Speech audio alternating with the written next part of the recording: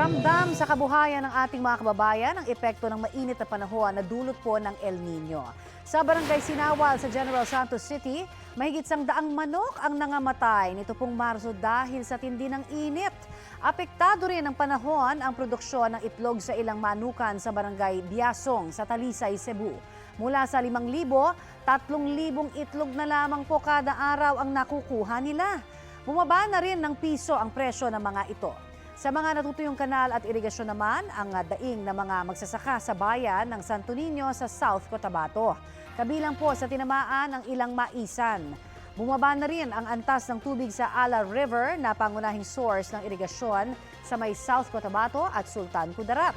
Sa pinakahuling tala ng NDRRMC, aabot po sa mahigit 1.2 billion pesos ang kabuang halaga ng pinsala ng sektor ng agrikultura dahil po sa nagdaang El Nino. Kapuso, para sa mga maiinit na balita, mag-subscribe sa GMA Integrated News sa YouTube.